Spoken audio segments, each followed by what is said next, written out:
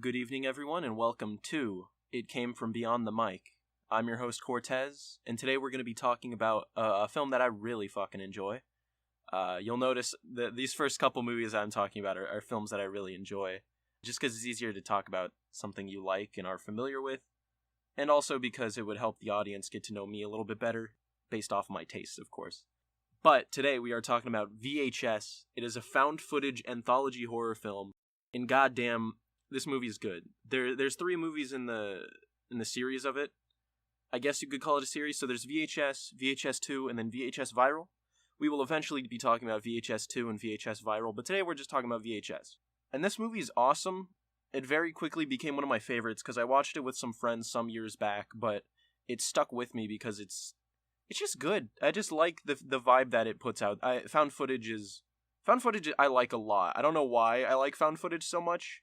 I don't even watch that much found footage, but I just really like it, especially VHS, because VHS is pretty good at doing found footage because they get creative with how, since it's an anthology, you get a bunch of little films within one film, and they're very creative with how the story is told with the camera, which I respect and appreciate a lot, so it doesn't get stale. Like, not everyone's just using a camcorder and walking around some scary woods or some bullshit, you know? They get very creative, because there's a lot of types of cameras out there, so it's really cool. And they get even more creative in VHS 2, but for VHS 1 they kept it relatively grounded, but there's still some really good camera ideas in there. And that's like a weird thing to harp on, is like, oh, the camera ideas were creative, but I think it's very much worth mentioning, and you'll see why once we get to VHS Viral eventually. So there's 6 films in this. There's like 5 main ones, but if you count the framing film as a film itself, then it's 6, because the framing one still counts. So one sec, I actually got a bunch of notes for this because there's so many films, but I just need to remember the titles, and I want to go off about them. So just one sec.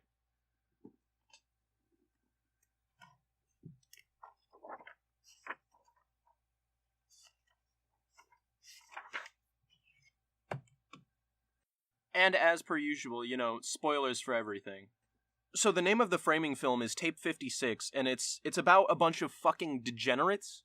They're really big asshole guys, and what they do is they do degenerative acts on film, or on camera rather. They make tapes of them like assaulting women, breaking shit, just doing like really bad shit, and then I guess they sell it and they get money for that. They get like $50 a tape, it's stated. But then one of them is like, hey, do you guys want to get more money? To get more money, we can go to this house, and I guess there's a tape within this house, and if we get it, then we get a bunch of money. So they have to go steal a tape from someone's house. And then when they get there, they see the house's alleged owner, he's dead, but he's in a room full of televisions and tapes. So then, in order to find this tape, they just start playing tapes. And that's what leads us into the actual, like, the meat of this film. Because Tape 56 is kind of like the bones. We see the Tape 56 story develop between each film, but they like actually show them putting in a VHS tape, and that's what we see. So we're just gonna leave it. They're in the house, but then they put in the first tape, and what is our like first film? Amateur Night. And Amateur Night is a film that stuck with me. I'm just gonna call each of these little stories films because that's what they are. So Amateur Night is a film that stuck with me because it's fucking scary. It's like the first thing that you see other than Tape 56, because Tape 56 doesn't get scary because the story isn't developed enough. Because that's very much introductory. But Amateur Night is the first complete story we get, and holy fuck, it is scary, because I watched this with friends on Netflix way back when, because VHS is no longer on Netflix, unfortunately. It's harder to access now, which sucks, because I think it's a really good film. It's a really fun film, is why I like it so much. It's just a fucking joyride. But Amateur Night is terrifying because the setup is essentially, well, I want to talk about the camera. So the camera in this one's really creative because it's pretty much first-person perspective because it's a camera embedded in, it's like spy glasses. It's just like a camera embedded in glasses. And the reason that it's in glasses is because it's like these 3 broski kind of guys, and they're trying to film like an amateur porno using the first-person glasses because they're kind of scummy, but they convince their friend to do it. So they're basically doing like a pub crawl for coochie. So they go to a couple different bars, and then they eventually pick up 2 women, and one of the women's kind of weird because she only says "I like you" to the main guy with the glasses on. So it's like the only thing she says for a while is "I like you," and it's kind of off-putting because she like whispers it, and it's fucking weird. And then they eventually go back to the hotel room to bang. The more normal girl passes out, and then the other girl, the "I like you" girl, seems like she's down to fuck because the other guys start trying to do the sex. So then they initiate coitus. I feel like an asshole right now talking. I feel like I'm talking weird. Anyway, so they start fucking essentially, and then the glasses guy gets freaked out. And then the I Like a Girl starts like biting people, and eventually she tears one of the dudes apart. And it's kind of revealed that she's kind of like a succubus. So the glasses guy gets freaked out, he's running away from her, and he like breaks his wrist in a stairwell. It's like pretty violent. It's it's all good and bloody. Then the I Like a Girl meets him in the stairwell that he's in where he broke his wrist, and she starts trying to like suck him off kind of, and she's like, "Do you like it?" And he's like crying clearly. He doesn't like it. So then she starts crying and he runs out of the stairwell trying to get help, but nobody's responding. And then finally the succubus girl like grabs him with like talons and she's flying away, and he looks up in this first person perspective, and you see in the night sky, you see her like above him holding onto him, and then eventually his glasses fall off into the ground. It's so fucking scary. When I watched this with my friends the first time, we were scared shitless by this one. It's fantastic. It's so good and scary. There's no jump scares, no nothing. It's just really creepy, and I'm a big fan. And actually, Amateur Night was so good that it got turned into its own film called Siren 4 years down the line. Because VHS came out in 2012, Siren came out 2016, or was it 2014? I don't know. Anyway, got its own film. Pretty great. And then we have Second Honeymoon, which is one that I like a lot. It seems normal at first, because it's like a couple, and it's a couple of a man and a woman, and the woman is like cataloging. She's like, "Oh, I'm doing like a vlog, like memoir kind of thing, where it would just, to remember the trip," and it's like they're going to the Grand Canyon. And everything seems normal until they get to their hotel room. While they're both sleeping, a figure, I'm just going to call it a figure, I don't know, someone or something picks up their camera and starts recording them at night and, like, doing weird shit, like it strokes the woman's thigh while she's sleeping with a fucking switchblade. And it's really scary. The figure, like, steals money from them in their sleep, and then the next day, the man's, like, suspicious of the woman for stealing money, so that, it creates, like, weird tension out of nowhere, but only we, the audience, know what's actually happening. And it's just bizarre. And then in the final night, with an amazing twist, the person that was recording all of this stuff at night stabs the man in the neck, and it cuts to them washing their hands in the bathroom, and they take their mask off, and it's revealed to be a woman under there, and then it shows them making out with the woman from the couple.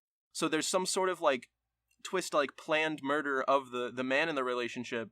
Then it shows them, the two women, like, getting away in a car. The formerly masked woman is like, "Did you delete it?" So it's, like, this really great little story of just, like, betrayal, I guess. It's fucking badass in a twisted way. I really like Second Honeymoon. And then we have Tuesday the 17th, which is like, it's like a hot take on the slasher genre, because it's a girl and she gets 3 of her other friends to come with her to a lake. So the girl mentions that like all of her friends are going to die, and everyone's kind of like weirded out. And then eventually half of them do die. And then the remaining friend is talking to the girl. He's like, "Wait, what did you mean when we were all going to get killed?" And then the girl reveals that she brought all of her friends out to use as bait to lure the killer out so that she could try and like capture, kill, or just document the killer to begin with. But the killer's really cool because he can't be captured on camera. Whenever the killer is shown on camera, it's like a camera glitch. So I'm going to refer to the killer as the glitch. So the glitch eventually like kills all of her normal friends. Then the main girl is trying to use traps to capture the killer to like, document, kill, whatever. And eventually it seems like her traps work when there's like a spike wall that gets the killer. But then she turns around and I don't know like what the nature of the killer is, but it's just kind of cool. It's like supernatural, I guess. The killer's in a tree, jumps on her, tears her guts out, and that's the end of that story. It's pretty much just like she tried to like lure and trick the killer, but to no avail for whatever supernatural reason. And I just think the killer conceptually is really cool because it's like it's just a glitch. Like that's all we see of it is just camera glitches, and it's fucking awesome. And then we have the sick thing that happened to Emily when she was younger.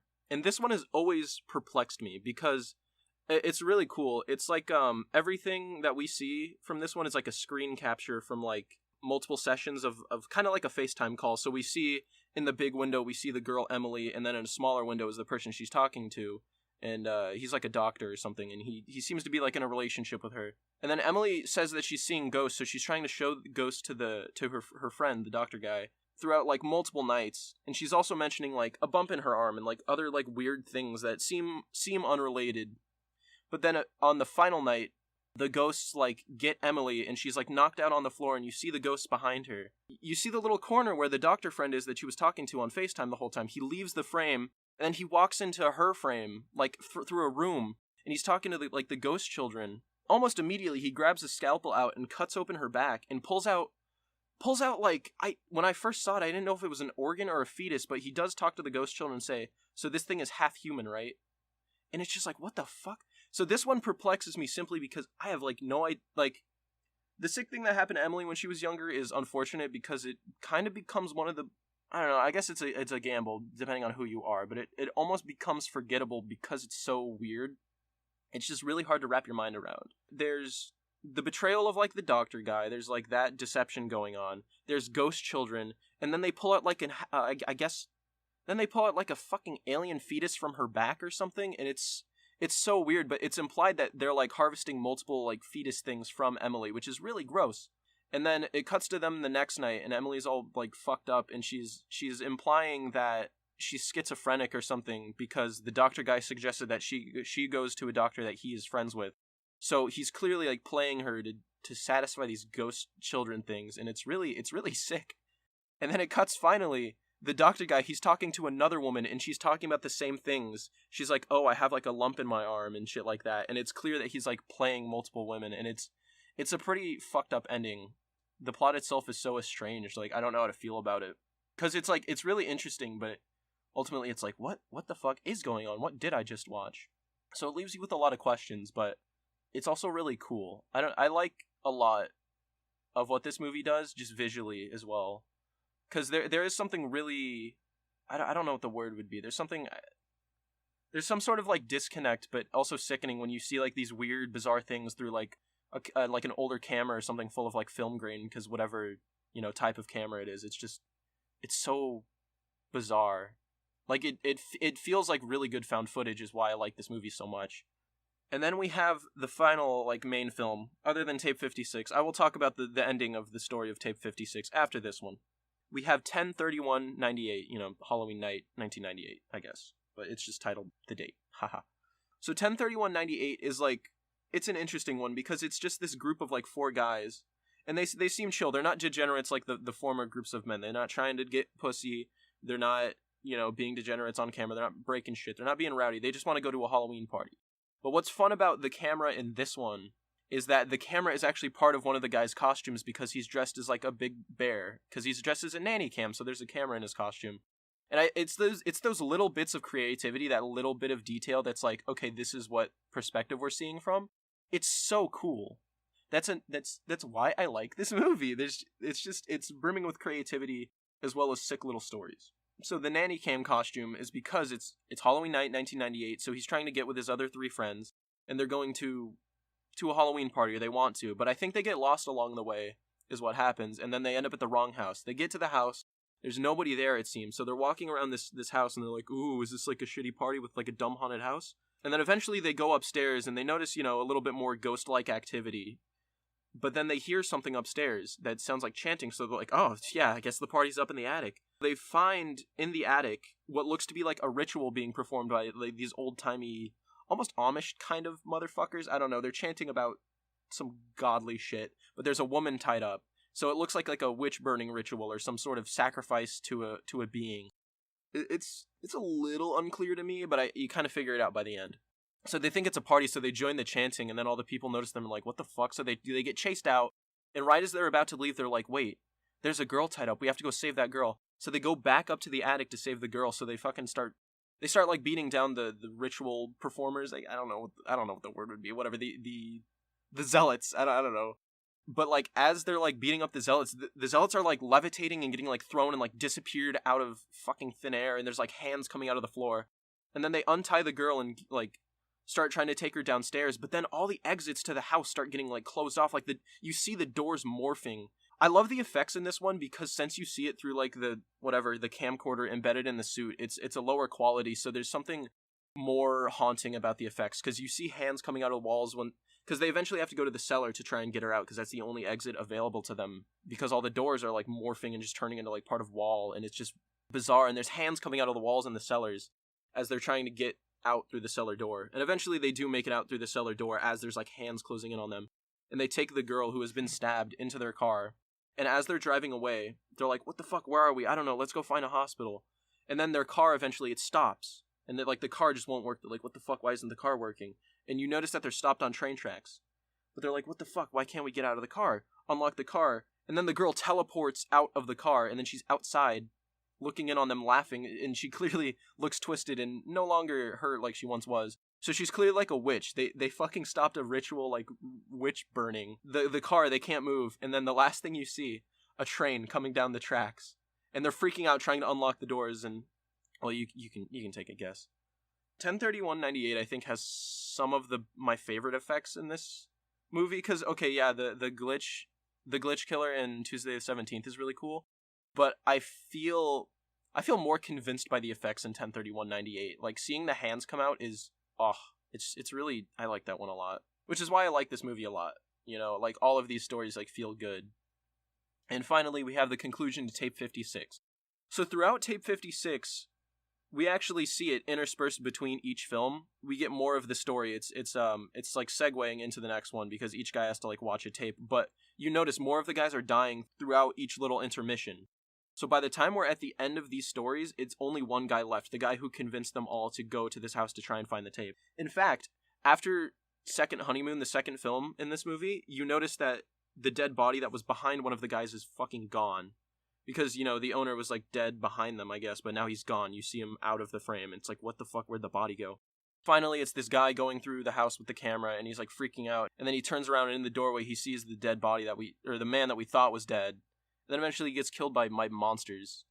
And it's, I guess they're just monsters, because that's all I can call them. Because I don't know if they're zombies or ghosts or whatnot, but you see, like, a monster face. And it ties up the story. Credit sequence is really fun. I'm not really going to talk about the credit sequence, but it's just footage of the degenerate dudes destroying shit overlaid with this really good song.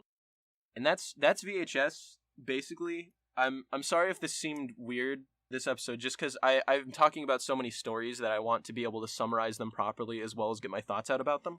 But ultimately, I think this movie is fucking awesome. I think out of all the VHS movies, it's my favorite. VHS 2 is higher quality, and we will get to talking about that one, but I'll talk about why I don't like that one as much. I appreciate not inherently the simplicity, because it's not really simple by any means, which is good, but I think I enjoy the stories more in this one. And I especially appreciate, I mean, I really do like a lot of these stories. Rewatching it was really nice, because like I said, I watch all these movies for the podcast. But it was really great to watch this movie again, especially since it had been one of my favorites. Because it's not something I watch frequently. I think I've only seen it twice. Like the first time I watched it, and then some other time, and then now. So I guess I've seen it 3 times now. But it's definitely a kick-ass anthology film. Definitely a kick-ass found footage film. Because found footage is kind of hard to do. This movie sticks to it, and it does a great job.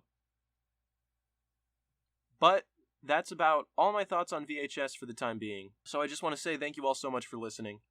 I was your host, Cortez, and thank you for listening too. It came from beyond the mic. All of you have a lovely evening. You'll hear me again next time.